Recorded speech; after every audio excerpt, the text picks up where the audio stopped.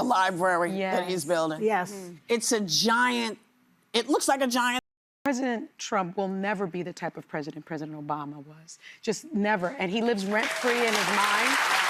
The ladies of The View are absolutely losing their minds over the beautiful rendition of Trump's presidential library. Just watch. Did you see the rendition of the library that he's building? Yes. It's a giant, it looks like a giant penis. Oh. Yeah. Let me see that. It's just this giant thing. Yeah. And, it's ironic because he can't read as it is. Yeah. But yet he's got this big library. Just this giant thing. And it's like, where are you putting that? And the nerve of these women to criticize the big, beautiful rendition of Trump's future presidential library. They have so much hatred towards Trump that they can't even admit the truth. The reason they're not satisfied with that building is because it's a bazillion times better than Obama's clunk of concrete.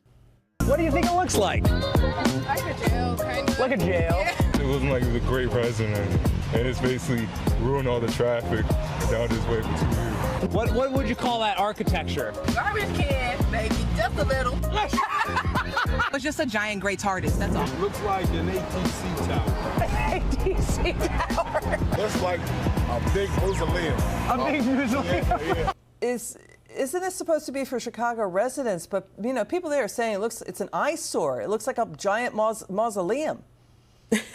Yeah, it definitely doesn't match our Chicago architecture, which we're world renowned for. I think that the former president wanted to create something that was going to be very unique on the South Side that illustrated his presidency. And now we have in America a big rock that contributes nothing to anybody but himself and his ego. That's what we're dealing with here. And I wish that the city of Chicago would have fought back a little harder to put this entity somewhere else where it wouldn't mess up the traffic nor take any of the parkland.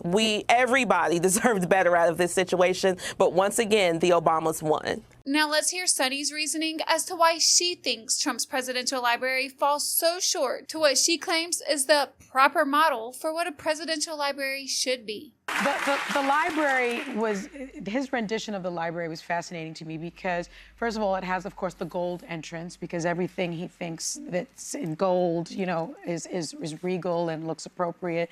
He puts his name on everything, but he also has this huge gold statue of himself. He's got the Qatari plane that he really shouldn't have accepted because of the emoluments clause. He has that plane like right in the center of it.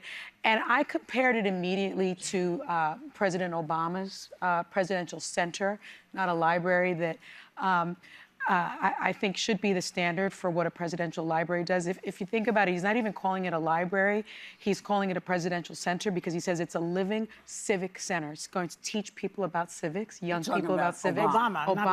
Well, Trump shouldn't name his that because that's not what they're going to do. Yeah, that's not what they're going to do. But that's what a presidential library is supposed to do. This will be the first fully digital presidential library, so kids will have access. It's also going to have a home court, an athletic and recreation center. Where's it going to be? It's going to be in Chicago. This is Obama's. This is Obama's. It's actually a public library, like a Chicago public library is going to be there, community spaces, that sort of thing. And so I think, the stark contrast is interesting because President Trump will never be the type of president President Obama was.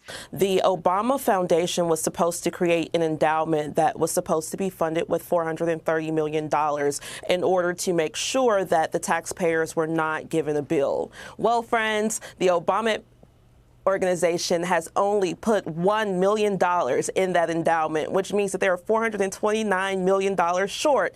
And this is how things go in Chicago. You plan things, you tell people how it's going to go, but then you never fulfill what you're supposed to do, and the taxpayers are once again left with the bill. We didn't ask for this at all. Once again, Mellody Hobson and her husband, George Lucas, wanted to build a museum on our lakefront. They were not allowed to do that because you're not supposed to use public land. They changed the rules for the Obama Foundation, sold them the land for $10, and now we're being stuck with the bill, and we still haven't seen any proof of public good. For so $10? We'll see how it goes. Wow. For $10. They got all of that land. I think, the stark contrast is interesting because President Trump will never be the type of president President Obama was. Just never. And he lives rent-free in his mind.